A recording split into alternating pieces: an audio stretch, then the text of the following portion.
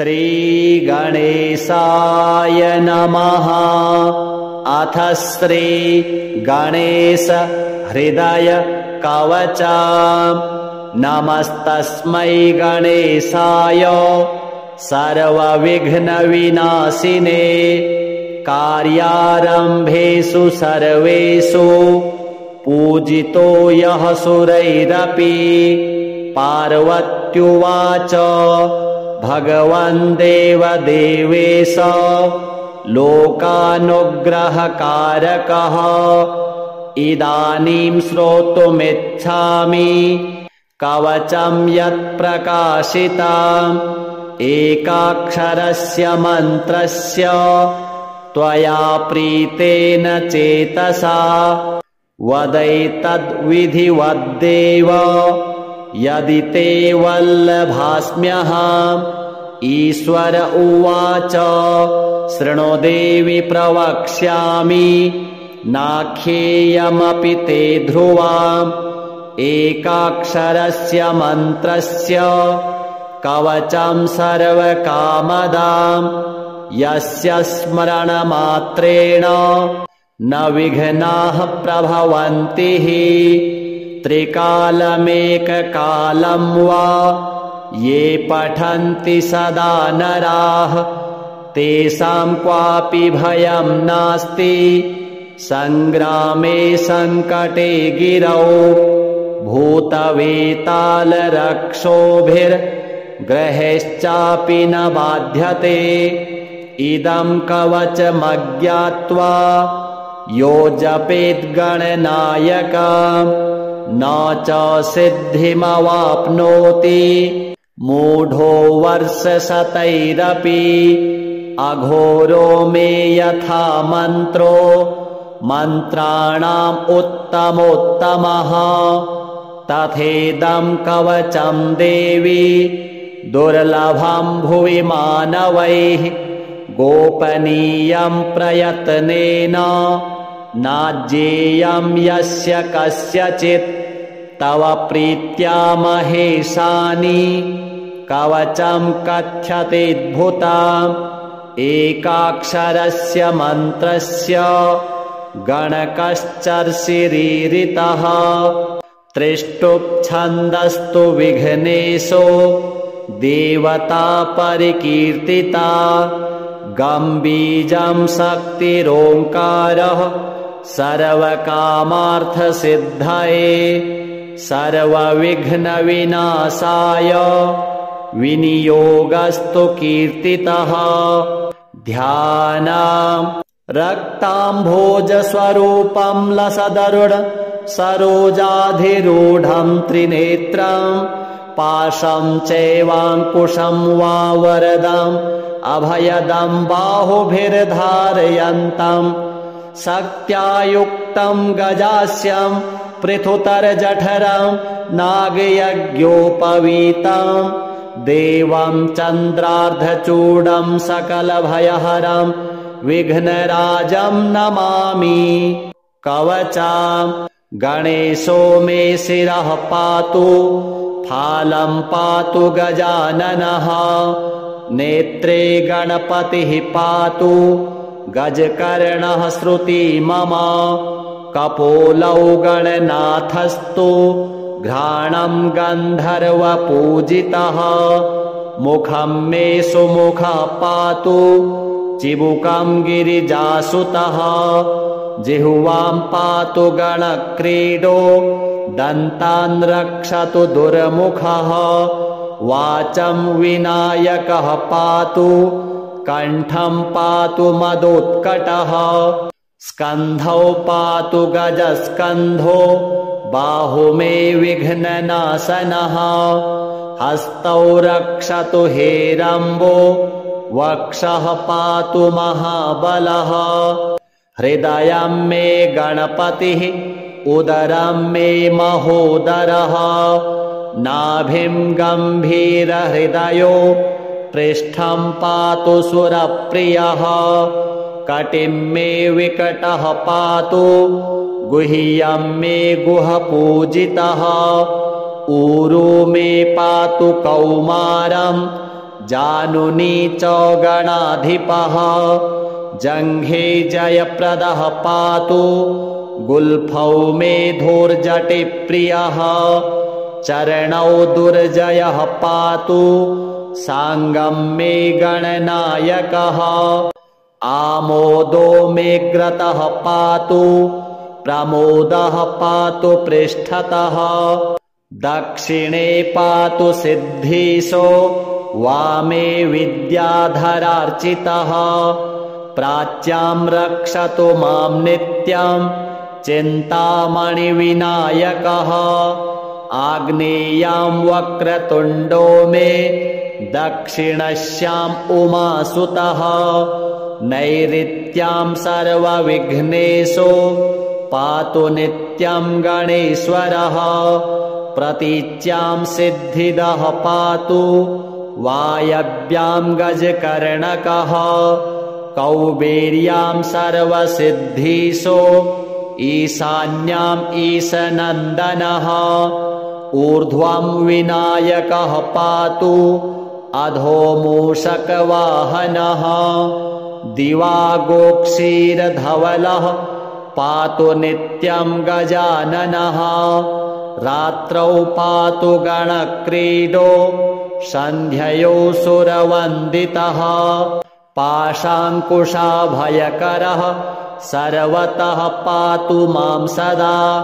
ग्रहभूतपिशाचेभ्यो पातु नित्यं गणेश्वरः सत्त्वं रजस्तमो वाचं बुद्धिं ज्ञानं स्मृतिं दयां धर्मं चतुर्विधं लक्ष्मीं लज्जां कीर्तिं कुलं वपुः धनधान्यगृहान् दारान् पुत्रान् पौत्रान् सखीस्तथा एकदन्तोऽवतु श्रीमान् सर्वतः शङ्करात्मजः सिद्धिदः कीर्तिदं देवी प्रपठेन्नियतः शुचिः एककालं द्विकालं वा त्रिकालं वापि भक्तितः न तस्य दुर्लभं किञ्चित् त्रिषु लोकेषु विद्यते सर्वपापविनिर्मुक्तो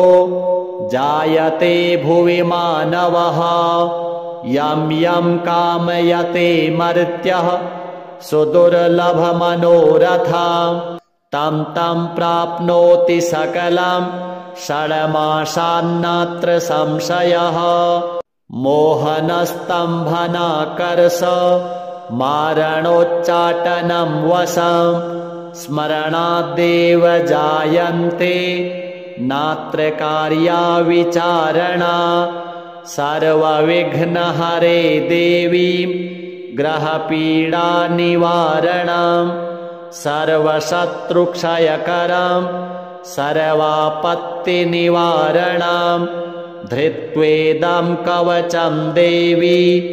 यो जपेन्मन्त्रमुत्तमं न वाच्यते स विघ्नौघैः कदाचिद् अपि कुत्रचित् भूर्जे लिखित्वा विधिवत् धारयेद्यो नरः शुचिः एकबाहो शिरः कण्ठे पूजयित्वा गणाधिपम् एकाक्षरस्य मन्त्रस्य कवचं देवि दुर्लभम् यो धारयेन्महेशानि न विघ्नैः अभिभूयते गणेशहृदयं नाम कवचं सर्वसिद्धिदां पठेद्वा पाठयेद्वापि तस्य सिद्धिः करे स्थिता न प्रकाश्यं महेशानि कवचं यत्र कुत्रचित् दातव्यं भक्तियुक्ताय गुरुदेवपराय च श्रीगणेशार्पणमस्तु नमस्तस्मै गणेशाय सर्वविघ्नविनाशिने कार्यारम्भेषु सर्वेषु पूजितो यः सुरैरपि पार्वत्युवाच भगवन् देवदेवेश लोकानुग्रहकारकः इदानीं श्रोतुमिच्छामि कवचं यत्प्रकाशितम् एकाक्षरस्य मन्त्रस्य त्वया प्रीतेन चेतसा वदैतद्विधिवद्देव यदि ते वल्लभास्म्यहम् ईश्वर उवाच शृणु देवि प्रवक्ष्यामि नाख्येयमपि ते ध्रुवम् एकाक्षरस्य मन्त्रस्य कवचं सर्वकामदाम् यस्य स्मरणमात्रेण न विघ्नाः प्रभवन्ति त्रिकालमेककालं वा ये पठन्ति सदा नराः तेषां क्वापि भयं नास्ति संग्रामे संकटे गिरौ भूतवेतालरक्षोभिर्ग्रहेश्चापि न बाध्यते इदं कवचमज्ञात्वा यो जपेद्गणनायकम् न च सिद्धिमवाप्नोति मूढो वर्षशतैरपि अघोरो मे यथा मन्त्रो मन्त्राणाम् उत्तमोत्तमः तथेदं कवचं देवी दुर्लभं भुवि मानवैः गोपनीयं प्रयत्नेन नाज्येयं यस्य कस्यचित् तव प्रीत्या महेशानि कवचं कथ्यतेऽद्भुतम् एकाक्षरस्य मन्त्रस्य गणकश्चर्षिरीरितः त्रिष्टुप्छन्दस्तु विघ्नेशो देवता परिकीर्तिता गम्बीजं शक्तिरोङ्कारः सर्वकामार्थसिद्धये सर्वविघ्नविनाशाय विनियोगस्तु कीर्तितः ध्यानम् रक्ताम्भोजस्वरूपं लसदरुण सरोजाधिरूढं त्रिनेत्रम् पाशं चैवाङ्कुशं वा वरदम् अभयदं बाहुभिर्धारयन्तं शक्त्यायुक्तं गजास्यं पृथुतरजठरं नागयज्ञोपवीतं देवं चन्द्रार्धचूडं सकलभयहरं विघ्नराजं नमामि कवचं गणेशो मे शिरः पातु फालं पातु गजाननः नेत्रे गणपतिः पातु गजकर्णः श्रुति मम कपोलौ गणनाथस्तु घ्राणं गन्धर्वपूजितः मुखं मे सुमुखः पातु चिबुकं गिरिजासुतः जिह्वां पातु गणक्रीडो दन्तान् रक्षतु दुर्मुखः वाचं विनायकः पातु कण्ठं पातु मदोत्कटः स्कन्धौ पातु गजस्कन्धो बाहु मे विघ्ननाशनः हस्तौ रक्षतु हेरम्बो वक्षः पातु महाबलः हृदयं मे गणपतिः उदरं मे महोदरः नाभिं गम्भीरहृदयो पृष्ठं पातु सुरप्रियः कटिं मे विकटः पातु गुह्यं मे गुहपूजितः ऊरू मे पातु कौमारं जानुनी च गणाधिपः जङ्घे जयप्रदः पातु गुल्फौ मे धूर्जटिप्रियः चरणौ दुर्जयः पातु साङ्गं मे गणनायकः आमोदो मे ग्रतः पातु प्रमोदः पातु पृष्ठतः दक्षिणे पातु सिद्धीशो वामे विद्याधरार्चितः प्राच्यां रक्षतु मां नित्यं चिन्तामणिविनायकः आग्नेयां वक्रतुण्डो मे दक्षिणस्याम् उमासुतः नैऋत्यां सर्वविघ्नेषु पातु नित्यं गणेश्वरः प्रतीच्यां सिद्धिदः पातु वायव्यां गजकर्णकः कौबेर्यां सर्वसिद्धिषु ईशान्याम् ईशनन्दनः ऊर्ध्वं विनायकः पातु अधो मूषकवाहनः दिवागोक्षीरधवलः पातु नित्यं गजाननः रात्रौ पातु गणक्रीडो सन्ध्ययो सुरवन्दितः पाशाङ्कुशाभयकरः सर्वतः पातु मां सदा ग्रहभूतपिशाचेभ्यो पातु नित्यं गणेश्वरः सत्त्वं रजस्तमो वाचं बुद्धिं ज्ञानं स्मृतिं दयां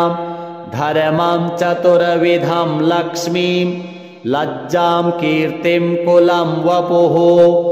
धनधान्यगृहान् दारान् पुत्रान् पौत्रान् सखीस्तथा एकदन्तोऽवतु श्रीमान् सर्वतः शङ्करात्मजः सिद्धिदः कीर्तिदं देवी प्रपठेन्नियतः शुचिः एककालं द्विकालं वा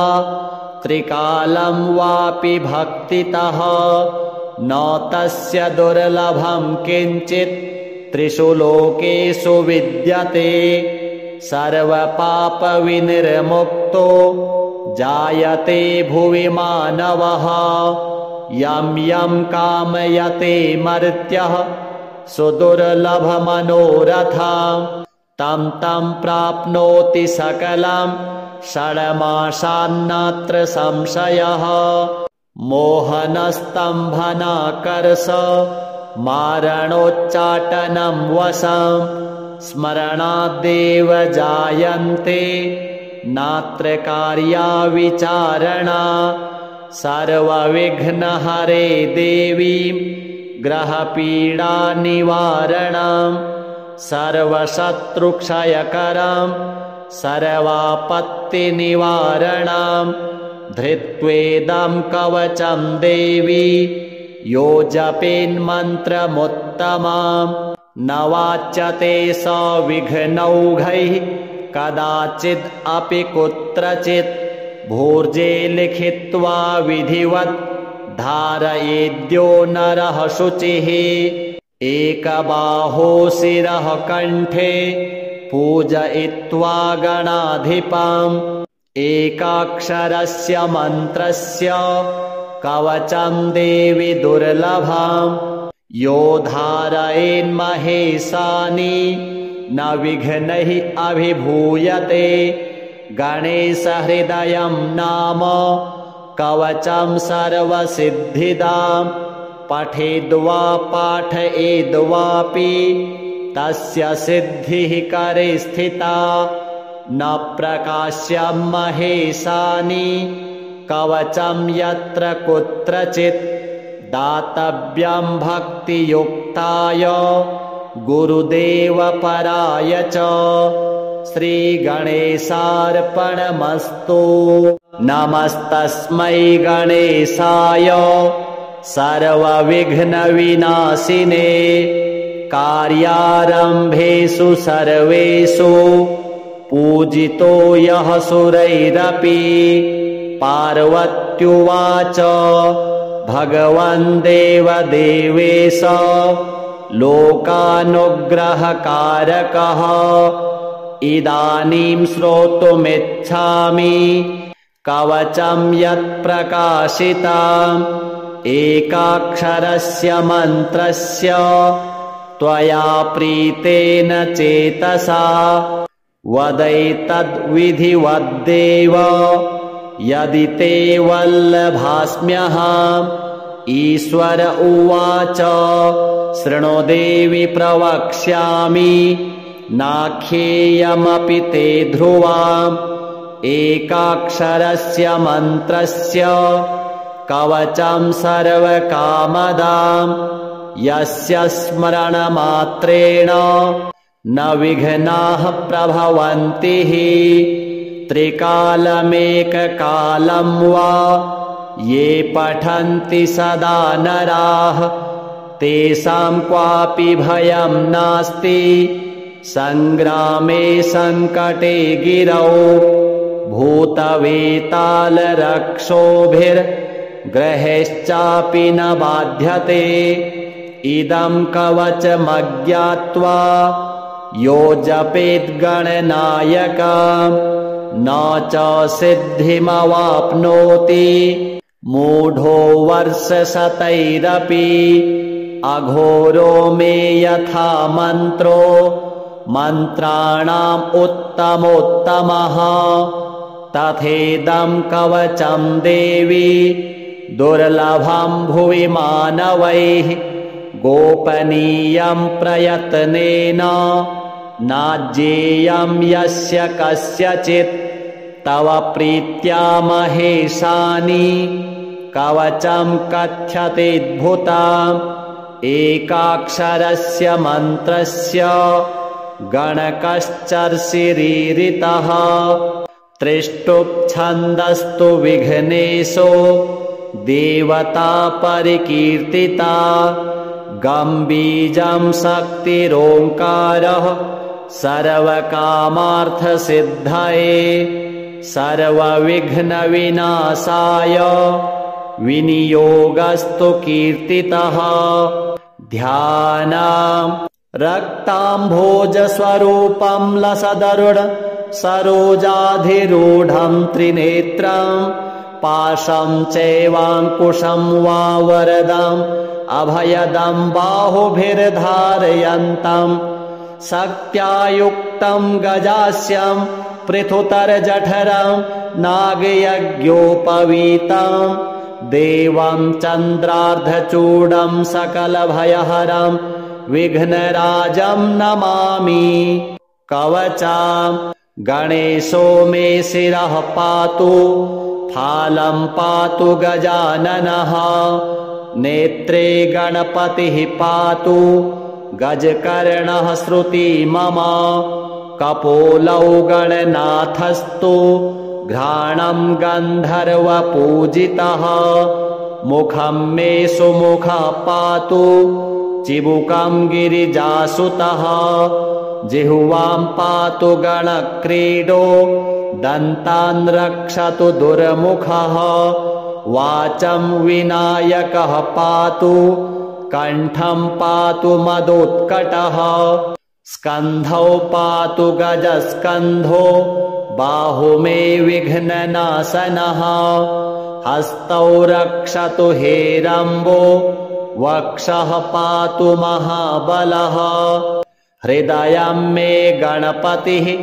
उदरं मे महोदरः नाभिं गम्भीरहृदयो पृष्ठं पातु सुरप्रियः कटिं मे विकटः पातु गुह्यं मे गुहपूजितः ऊरू मे पातु कौमारं जानुनी च गणाधिपः जङ्घे जयप्रदः पातु गुल्फौ मे धूर्जटिप्रियः चरणौ दुर्जयः पातु साङ्गं मे गणनायकः आमोदो मे ग्रतः पातु प्रमोदः पातु पृष्ठतः दक्षिणे पातु सिद्धीशो वामे विद्याधरार्चितः प्राच्यां रक्षतु मां नित्यं चिन्तामणिविनायकः आग्नेयां वक्रतुण्डो मे दक्षिणस्याम् उमासुतः नैऋत्यां सर्वविघ्नेशो पातु नित्यं गणेश्वरः प्रतीच्यां सिद्धिदः पातु वायव्यां गजकर्णकः कौबेर्यां सर्वसिद्धीशो ईशान्याम् ईशनन्दनः ऊर्ध्वं विनायकः पातु अधो मूषकवाहनः दिवागोक्षीरधवलः पातु नित्यं गजाननः रात्रौ पातु गणक्रीडो सन्ध्ययो सुरवन्दितः पाशाङ्कुशाभयकरः सर्वतः पातु मां सदा ग्रहभूतपिशाचेभ्यो पातु नित्यं गणेश्वरः सत्त्वं रजस्तमो वाचं बुद्धिं ज्ञानं स्मृतिं दयां धर्मं चतुर्विधं लक्ष्मीं लज्जां कीर्तिं कुलं वपुः धनधान्यगृहान् दारान् पुत्रान् पौत्रान् सखीस्तथा एकदन्तोऽवतु श्रीमान् सर्वतः शङ्करात्मजः सिद्धिदः कीर्तिदं देवी प्रपठेन्नियतः शुचिः एककालं द्विकालं वा त्रिकालं वापि भक्तितः न तस्य दुर्लभं किञ्चित् त्रिषु लोकेषु विद्यते सर्वपापविनिर्मुक्तो जायते भुवि मानवः यं यं कामयते मर्त्यः सुदुर्लभमनोरथं तं तं प्राप्नोति सकलं षड्मासान्नात्र संशयः मोहनस्तम्भनाकर्ष मारणोच्चाटनं वशं स्मरणादेव जायन्ते नात्र कार्या विचारणा सर्वविघ्नहरे देवीं ग्रहपीडानिवारणं सर्वशत्रुक्षयकरं सर्वापत्तिनिवारणं धृत्वेदं कवचं देवी यो जपेन्मन्त्रमुत्तमं न वाच्यते स विघ्नौघैः कदाचिद् अपि कुत्रचित् भूर्जे लिखित्वा विधिवत् धारयेद्यो नरः शुचिः एकबाहो शिरः कण्ठे पूजयित्वा गणाधिपम् एकाक्षरस्य मन्त्रस्य कवचं देवि दुर्लभम् यो धारयेन्महेशानि न विघ्नैः अभिभूयते गणेशहृदयं नाम कवचं सर्वसिद्धिदां पठेद्वा पाठयेद्वापि तस्य सिद्धिः करे स्थिता न प्रकाश्यं महेशानि कवचं यत्र कुत्रचित् दातव्यं भक्तियुक्ताय गुरुदेवपराय च श्रीगणेशार्पणमस्तु नमस्तस्मै गणेशाय सर्वविघ्नविनाशिने कार्यारम्भेषु सर्वेषु पूजितो यः सुरैरपि पार्वत्युवाच भगवन् देवदेवेश लोकानुग्रहकारकः इदानीं श्रोतुमिच्छामि कवचं यत्प्रकाशितम् एकाक्षरस्य मन्त्रस्य त्वया प्रीतेन चेतसा वदैतद्विधिवद्देव यदि ते वल्लभास्म्यहम् ईश्वर उवाच शृणु देवि प्रवक्ष्यामि नाख्येयमपि ते ध्रुवाम्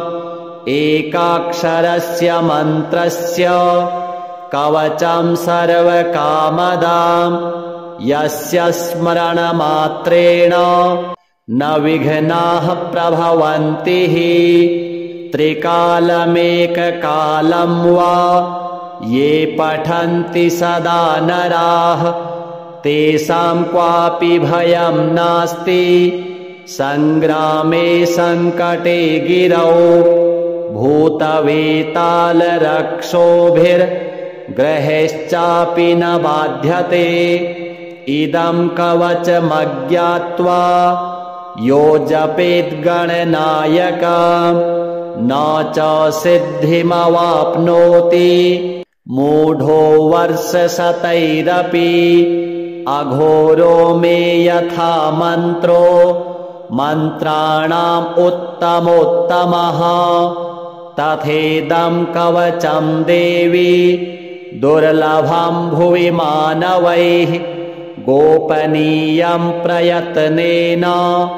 नाज्येयं यस्य कस्यचित् तव प्रीत्या महेशानि कवचं कथ्यतेऽद्भुतम् एकाक्षरस्य मन्त्रस्य गणकश्चर्षिरीरितः त्रिष्टुप्छन्दस्तु विघ्नेशो देवता परिकीर्तिता गम्बीजं शक्तिरोङ्कारः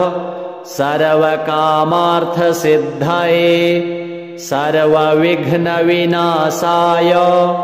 विनियोगस्तु कीर्तितः ध्यानम् रक्ताम्भोजस्वरूपं लसदरुण सरोजाधिरूढं त्रिनेत्रं पाशं चैवाङ्कुशं वा वरदम् अभयदं बाहुभिर्धारयन्तं शक्त्यायुक्तं गजास्यं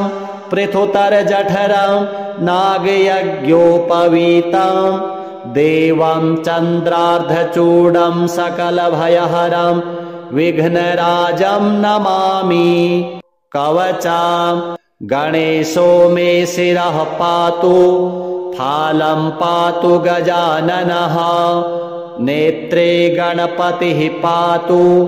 गजकर्णः श्रुति मम कपोलौ गणनाथस्तु घ्राणं गन्धर्वपूजितः मुखं मे सुमुखः पातु चिबुकं गिरिजासुतः जिह्वां पातु गणक्रीडो दन्तान् रक्षतु दुर्मुखः वाचं विनायकः पातु कण्ठं पातु मदोत्कटः स्कन्धौ पातु गजस्कन्धो बाहु मे विघ्ननाशनः हस्तौ रक्षतु हेरम्बो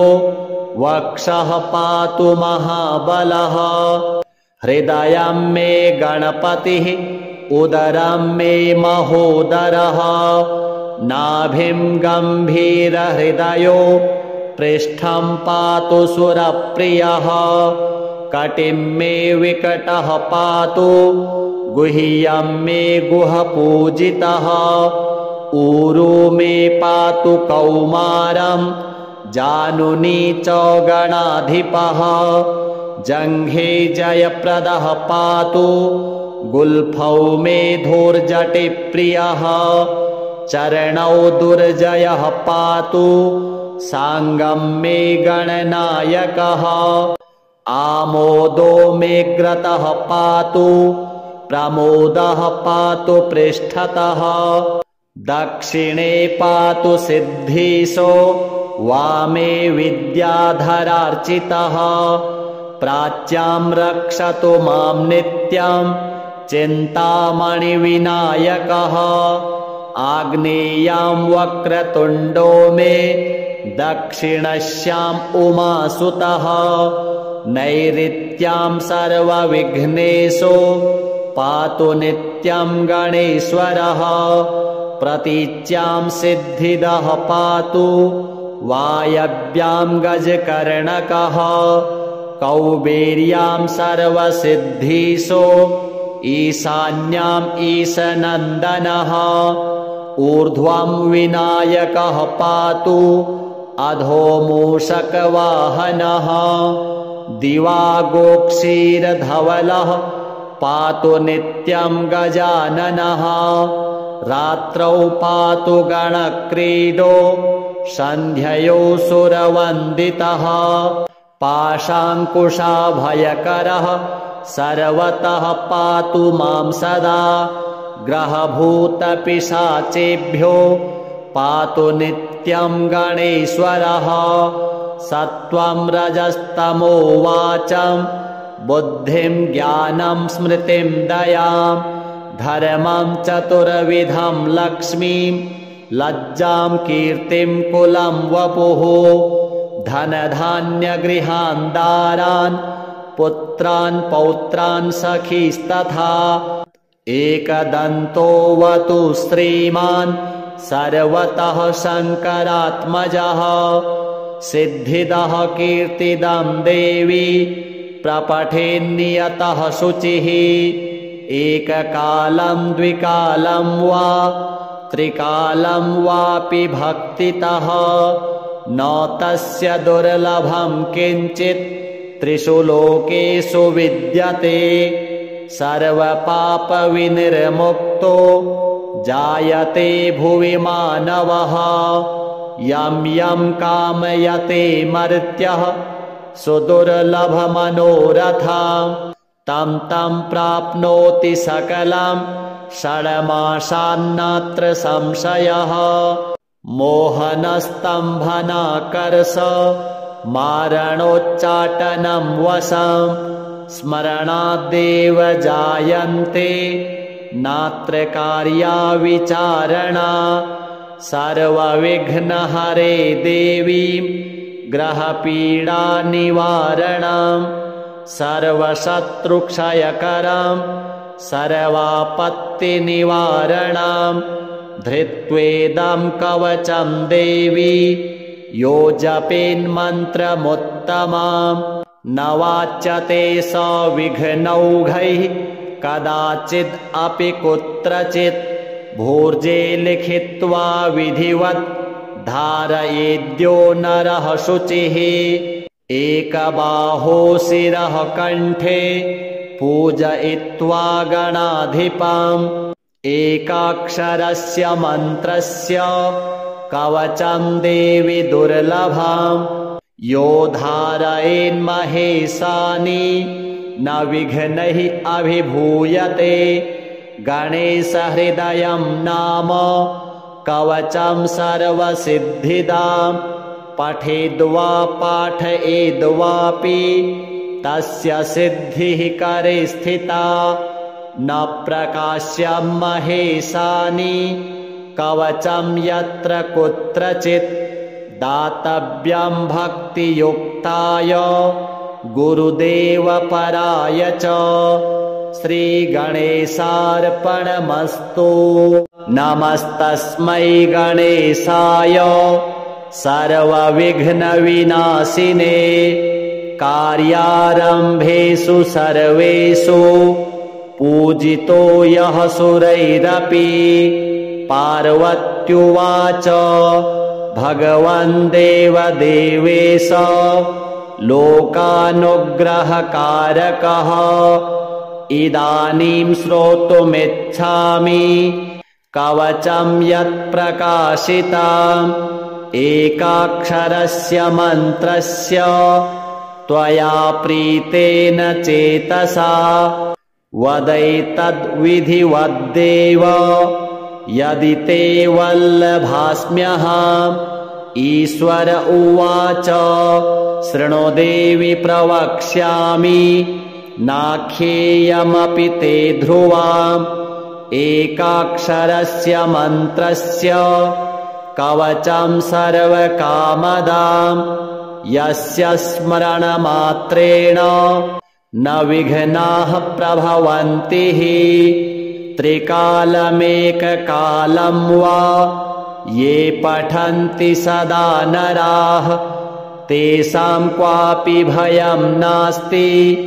संग्रामे संकटे गिरौ भूतवेतालरक्षोभिर्ग्रहेश्चापि न बाध्यते इदं कवचमज्ञात्वा यो जपेद्गणनायकं न च सिद्धिमवाप्नोति मूढो वर्षशतैरपि अघोरो मे यथा मन्त्रो मन्त्राणाम् उत्तमोत्तमः तथेदं कवचं देवी दुर्लभं भुवि मानवैः गोपनीयं प्रयत्नेन नाज्येयं यस्य कस्यचित् तव प्रीत्या महेशानि कवचं कथ्यतेऽद्भुतम् एकाक्षरस्य मन्त्रस्य गणकश्चर्षिरीरितः त्रिष्टुप्छन्दस्तु विघ्नेशो देवता परिकीर्तिता गम्बीजं शक्तिरोङ्कारः सर्वकामार्थसिद्धये सर्वविघ्नविनाशाय विनियोगस्तु कीर्तितः ध्यानम् रक्ताम्भोजस्वरूपं लसदरुण सरोजाधिरूढं त्रिनेत्रम् पाशं चैवाङ्कुशं वा वरदम् अभयदं बाहुभिर्धारयन्तं शक्त्या युक्तं गजास्यं पृथुतरजठरं नागयज्ञोपवीतं देवं चन्द्रार्धचूडं सकलभयहरं विघ्नराजं नमामि कवचं गणेशो मे शिरः पातु फालं पातु गजाननः नेत्रे गणपतिः पातु गजकर्णः श्रुति मम कपोलौ गणनाथस्तु घ्राणं गन्धर्वपूजितः मुखं मे सुमुखः पातु चिबुकं गिरिजासुतः जिह्वां पातु गणक्रीडो दन्तान् रक्षतु दुर्मुखः वाचं विनायकः पातु कण्ठं पातु मदोत्कटः स्कन्धौ पातु गजस्कन्धो बाहु मे विघ्ननाशनः हस्तौ रक्षतु हेरम्बो वक्षः पातु महाबलः हृदयं मे गणपतिः उदरं मे महोदरः नाभिं गम्भीरहृदयो पृष्ठं पातु सुरप्रियः कटिं मे विकटः पातु गुह्यं मे गुहपूजितः ऊरू मे पातु कौमारं जानुनी च गणाधिपः जङ्घे जयप्रदः पातु गुल्फौ मे धूर्जटिप्रियः चरणौ दुर्जयः पातु साङ्गं मे गणनायकः आमोदो मे ग्रतः पातु प्रमोदः पातु पृष्ठतः दक्षिणे पातु सिद्धीशो वामे विद्याधरार्चितः प्राच्यां रक्षतु मां नित्यं चिन्तामणिविनायकः आग्नेयां वक्रतुण्डो मे दक्षिणस्याम् उमासुतः नैऋत्यां सर्वविघ्नेशो पातु नित्यं गणेश्वरः प्रतीच्यां सिद्धिदः पातु वायव्यां गजकर्णकः कौबेर्यां सर्वसिद्धीशो ईशान्याम् ईशनन्दनः ऊर्ध्वं विनायकः पातु अधो मूषकवाहनः दिवा गोक्षीरधवलः पातु नित्यं गजाननः रात्रौ पातु गणक्रीडो सन्ध्ययो सुरवन्दितः पाशाङ्कुशाभयकरः सर्वतः पातु मां सदा ग्रहभूतपिशाचेभ्यो पातु नित्यं गणेश्वरः सत्त्वं रजस्तमो वाचं बुद्धिं ज्ञानं स्मृतिं दयां धर्मं चतुर्विधं लक्ष्मीं लज्जां कीर्तिं कुलं वपुः धनधान्यगृहान् दारान् पुत्रान् पौत्रान् सखीस्तथा एकदन्तोऽवतु श्रीमान् सर्वतः शङ्करात्मजः सिद्धिदः कीर्तिदं देवी प्रपठेन्नियतः शुचिः एककालं द्विकालं वा त्रिकालं वापि भक्तितः न तस्य दुर्लभं किञ्चित् त्रिषु लोकेषु विद्यते सर्वपापविनिर्मुक्तो जायते भुवि मानवः यं यं कामयते मर्त्यः सुदुर्लभमनोरथं तं तं प्राप्नोति सकलं षड्मासान्नात्र संशयः मोहनस्तम्भनाकर्ष मारणोच्चाटनं वशं स्मरणादेव जायन्ते नात्र कार्या विचारणा सर्वविघ्नहरे देवीं ग्रहपीडानिवारणं सर्वशत्रुक्षयकरं सर्वापत्तिनिवारणं धृत्वेदं कवचं देवी यो जपेन्मन्त्रमुत्तमं न वाच्यते स विघ्नौघैः कदाचिद् अपि कुत्रचित् भूर्जे लिखित्वा विधिवत् धारयेद्यो नरः शुचिः एकबाहो शिरः कण्ठे पूजयित्वा गणाधिपम् एकाक्षरस्य मन्त्रस्य कवचं देवि दुर्लभम् यो धारयेन्महेशानि न विघ्नैः अभिभूयते गणेशहृदयं नाम कवचं सर्वसिद्धिदां पठेद्वा पाठयेद्वापि तस्य सिद्धिः करे स्थिता न प्रकाश्यं महेशानि कवचं यत्र कुत्रचित् दातव्यं भक्तियुक्ताय गुरुदेवपराय च श्रीगणेशार्पणमस्तु नमस्तस्मै गणेशाय सर्वविघ्नविनाशिने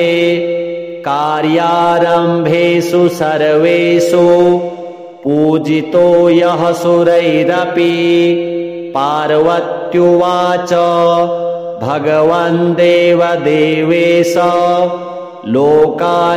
लोकानुग्रहकारकः इदानीं श्रोतुमिच्छामि कवचं यत्प्रकाशितम् एकाक्षरस्य मन्त्रस्य त्वया प्रीतेन चेतसा वदैतद्विधिवद्देव यदि ते वल्लभास्म्यहम् ईश्वर उवाच शृणु देवि प्रवक्ष्यामि नाख्येयमपि ते ध्रुवम् एकाक्षरस्य मन्त्रस्य कवचं सर्वकामदां यस्य स्मरणमात्रेण न विघ्नाः प्रभवन्ति त्रिकालमेककालं वा ये पठन्ति सदा नराः तेषां क्वापि भयं नास्ति संग्रामे संकटे गिरौ भूतवेतालरक्षोभिर्ग्रहेश्चापि न बाध्यते इदं कवचमज्ञात्वा यो जपेद्गणनायकं न च सिद्धिमवाप्नोति मूढो वर्षशतैरपि अघोरो मे यथा मन्त्रो मन्त्राणाम् उत्तमोत्तमः तथेदं कवचं देवी दुर्लभं भुवि मानवैः गोपनीयं प्रयत्नेन नाज्ञेयं यस्य कस्यचित् तव प्रीत्या महेशानि कवचं कथ्यतेऽद्भुतम् एकाक्षरस्य मन्त्रस्य गणकश्चर्षिरीरितः त्रिष्टुप्छन्दस्तु विघ्नेशो देवता परिकीर्तिता गम्बीजं शक्तिरोङ्कारः सर्वकामार्थसिद्धये सर्वविघ्नविनाशाय विनियोगस्तु कीर्तितः ध्यानम् रक्ताम्भोजस्वरूपं लसदरुढ सरोजाधिरूढं त्रिनेत्रम् पाशं चैवाङ्कुशं वा वरदम् अभयदं बाहुभिर्धारयन्तम् शक्त्या युक्तं गजास्यं पृथुतरजठरं नागयज्ञोपवीतं देवं चन्द्रार्धचूडं सकलभयहरं विघ्नराजं नमामि कवचं गणेशो मे शिरः पातु फालं पातु गजाननः नेत्रे गणपतिः पातु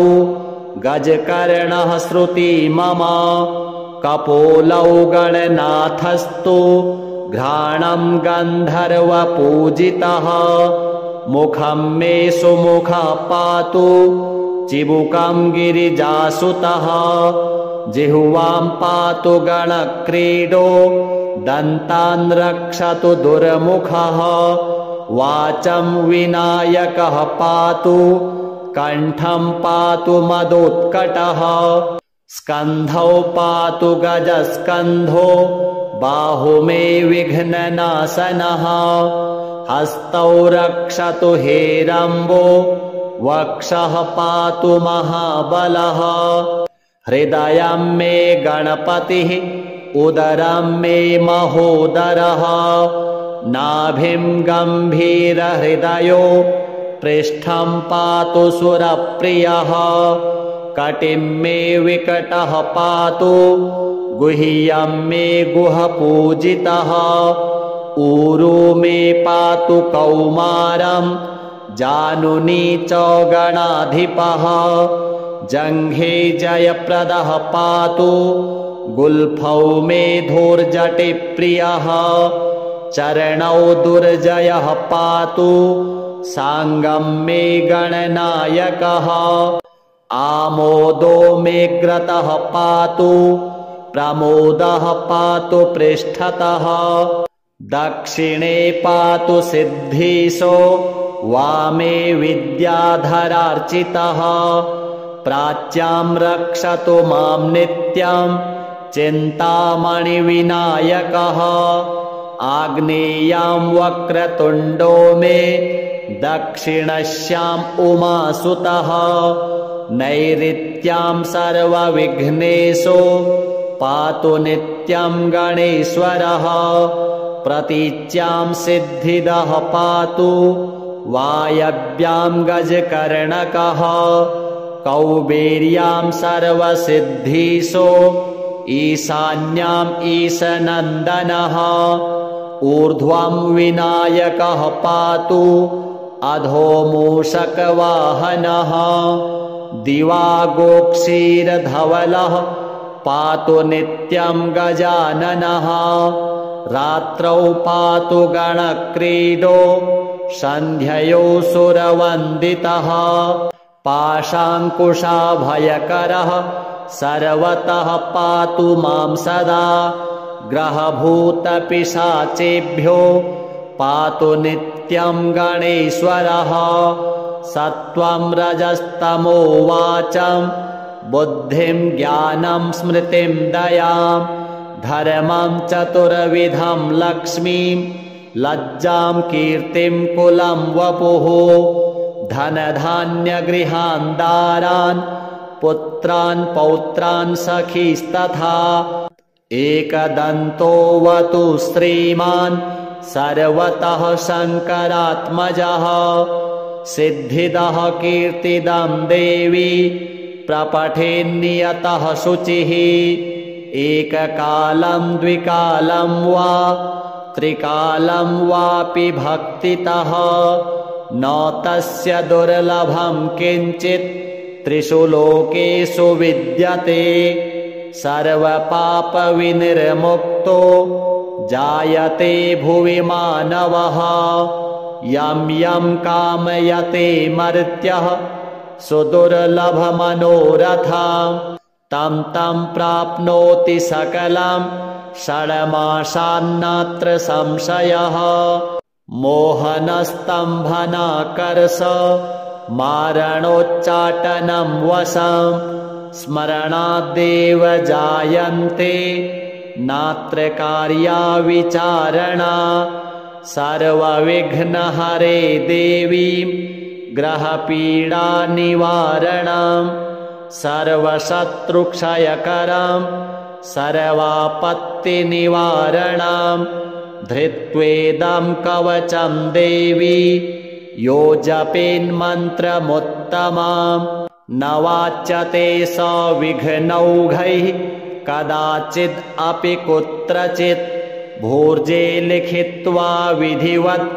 धारयेद्यो नरः शुचिः एकबाहो शिरः कण्ठे पूजयित्वा गणाधिपम् एकाक्षरस्य मन्त्रस्य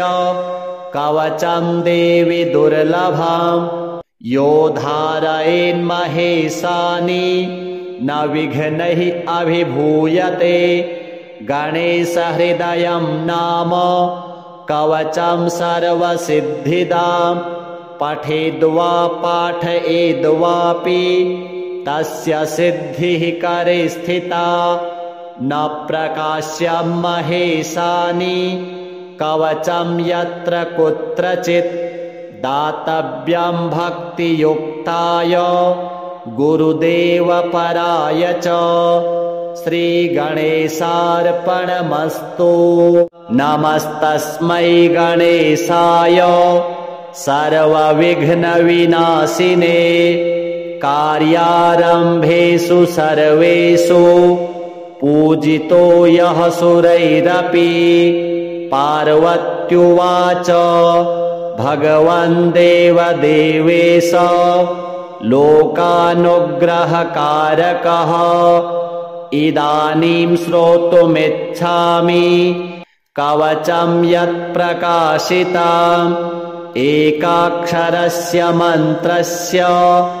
त्वया प्रीतेन चेतसा वदैतद्विधिवद्देव यदि ते वल्लभास्म्यहम्।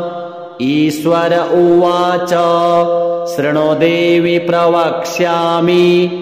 नाख्येयमपि ते ध्रुवम्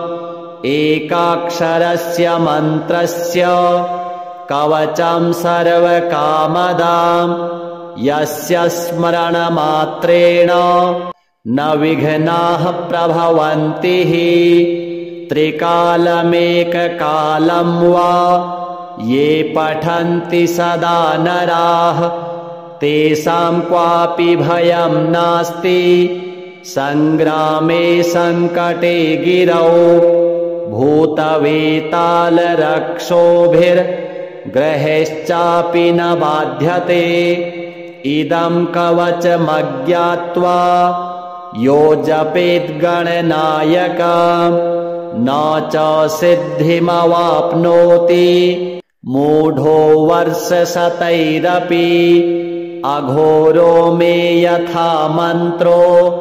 मन्त्राणाम् उत्तमोत्तमः तथेदं कवचं देवी दुर्लभं भुवि मानवैः गोपनीयं प्रयत्नेन नाज्ञेयं यस्य कस्यचित्। तव प्रीत्या महेशानि कवचं कथ्यतेऽद्भुतम्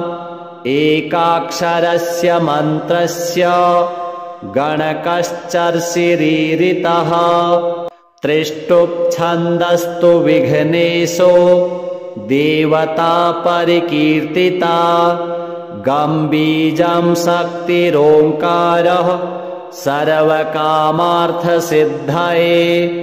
सर्वविघ्नविनाशाय विनियोगस्तु कीर्तितः। ध्यानम् रक्ताम्भोजस्वरूपं लसदरुण सरोजाधिरूढं त्रिनेत्रम् पाशं चैवाङ्कुशं वा वरदम्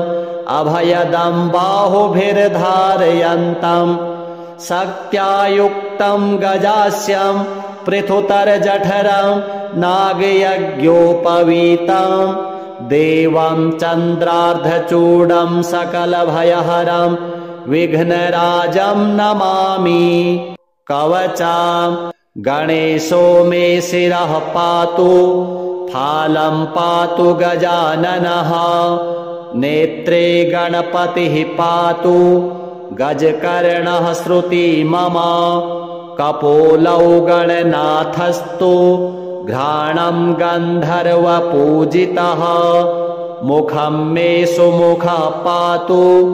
चिबुकं गिरिजासुतः जिह्वां पातु गणक्रीडो दन्तान् रक्षतु दुर्मुखः वाचं विनायकः पातु कण्ठं पातु मदोत्कटः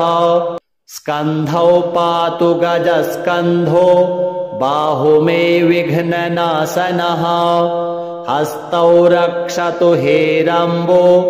वक्षः पातु महाबलः हृदयं मे गणपतिः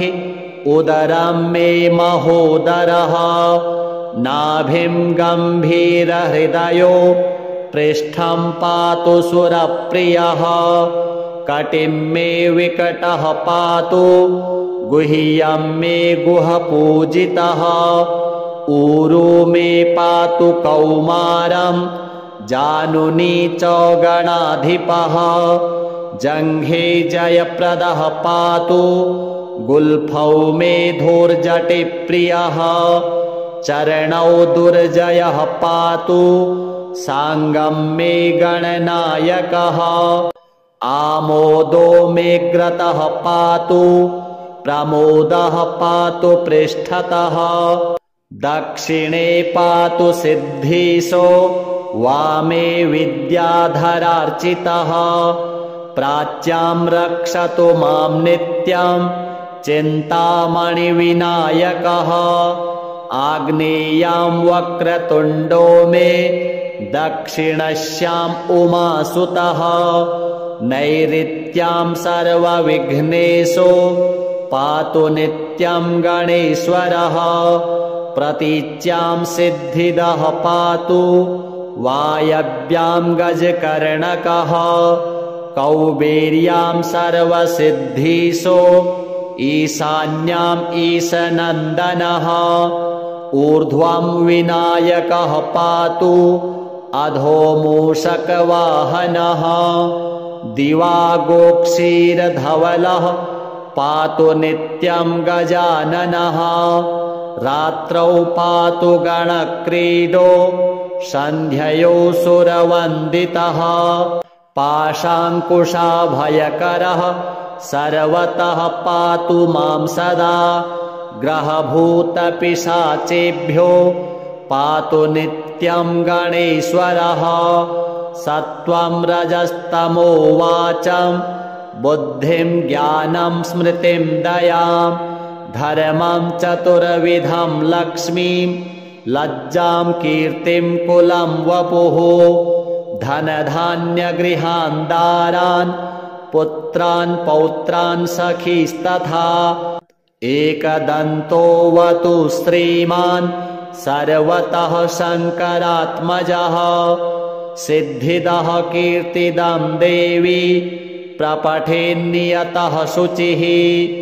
एककालं द्विकालं वा त्रिकालं वापि भक्तितः न तस्य दुर्लभं किञ्चित् त्रिषु लोकेषु विद्यते सर्वपापविनिर्मुक्तो जायते भुवि मानवः यं यं कामयते मर्त्यः सुदुर्लभमनोरथं तं तं प्राप्नोति सकलं षड्मासान्नात्र संशयः मोहनस्तम्भनाकर्ष मारणोच्चाटनं वशं स्मरणाद्देव जायन्ते नात्र कार्या विचारणा सर्वविघ्नहरे देवीं ग्रहपीडानिवारणं सर्वशत्रुक्षयकरं सर्वापत्तिनिवारणं धृत्वेदं कवचं देवी यो जपेन्मन्त्रमुत्तमं न वाच्यते स विघ्नौघैः कदाचिद् अपि कुत्रचित् भूर्जे लिखित्वा विधिवत् धारयेद्यो नरः शुचिः एकबाहो शिरः कण्ठे पूजयित्वा गणाधिपम् एकाक्षरस्य मन्त्रस्य कवचं देवि दुर्लभम् यो धारयेन्महेशानि न विघ्नैः अभिभूयते गणेशहृदयं नाम कवचं सर्वसिद्धिदां पठेद्वा पाठयेद्वापि तस्य सिद्धिः करे स्थिता न प्रकाश्यं महेशानि कवचं यत्र कुत्रचित् दातव्यं भक्तियुक्ताय गुरुदेवपराय च श्रीगणेशार्पणमस्तु नमस्तस्मै गणेशाय सर्वविघ्नविनाशिने कार्यारम्भेषु सर्वेषु पूजितो यः सुरैरपि पार्वत्युवाच भगवन् देवदेवेश लोकानुग्रहकारकः इदानीं श्रोतुमिच्छामि कवचं यत्प्रकाशितम् एकाक्षरस्य मन्त्रस्य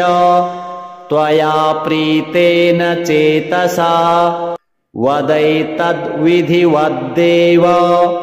यदि ते वल्लभास्म्यहम् ईश्वर उवाच शृणु देवि प्रवक्ष्यामि नाख्येयमपि ते ध्रुवाम् एकाक्षरस्य मन्त्रस्य कवचं सर्वकामदाम् यस्य स्मरणमात्रेण न विघ्नाः प्रभवन्ति त्रिकालमेककालं वा ये पठन्ति सदा नराः तेषां क्वापि भयं नास्ति संग्रामे संकटे गिरौ भूतवेतालरक्षोभिर्ग्रहेश्चापि न बाध्यते इदं कवचमज्ञात्वा यो जपेद्गणनायकं न च सिद्धिमवाप्नोति मूढो वर्षशतैरपि अघोरो मे यथा मन्त्रो मन्त्राणाम् उत्तमोत्तमः तथेदं कवचं देवी दुर्लभं भुवि मानवैः गोपनीयं प्रयत्नेन नाज्येयं यस्य कस्यचित् तव प्रीत्या महेशानि कवचं कथ्यतेऽद्भुतम् एकाक्षरस्य मन्त्रस्य गणकश्चर्षिरीरितः त्रिष्टुप्छन्दस्तु विघ्नेशो देवता परिकीर्तिता गम्बीजं शक्तिरोङ्कारः सर्वकामार्थसिद्धये सर्वविघ्नविनाशाय विनियोगस्तु कीर्तितः ध्यानम् रक्ताम्भोजस्वरूपं लसदरुण सरोजाधिरूढं त्रिनेत्रं पाशं चैवाङ्कुशं वा वरदम् अभयदं बाहुभिर्धारयन्तं शक्त्या युक्तं गजास्यं पृथुतरजठरं नागयज्ञोपवीतं देवं चन्द्रार्धचूडं सकलभयहरं विघ्नराजं नमामि। कवचां गणेशो मे शिरः पातु, फालं पातु गजाननः, नेत्रे गणपतिः पातु, गजकर्णः श्रुति मम, कपोलौ गणनाथस्तु, घ्राणं गन्धर्वपूजितः, मुखं मे सुमुखः पातु, चिबुकं गिरिजासुतः, जिह्वां पातु गणक्रीडो, दन्तान् रक्षतु दुर्मुखः, वाचं विनायकः पातु, कण्ठं पातु मदोत्कटः, स्कन्धौ पातु गजस्कन्धो, बाहु मे विघ्ननाशनः, हस्तौ रक्षतु हेरम्बो, वक्षः पातु महाबलः, हृदयं मे गणपतिः, उदरं मे महोदरः, नाभिं गम्भीरहृदयो, पृष्ठं पातु सुरप्रियः, कटिं मे विकटः पातु, गुह्यं मे गुहपूजितः, ऊरू मे पातु कौमारं, जानुनी च गणाधिपः, जङ्घे जयप्रदः पातु, गुल्फौ मे धूर्जटिप्रियः, चरणौ दुर्जयः पातु, साङ्गं मे गणनायकः, आमोदो मे ग्रतः पातु, प्रमोदः पातु पृष्ठतः, दक्षिणे पातु सिद्धीशो, वामे विद्याधरार्चितः,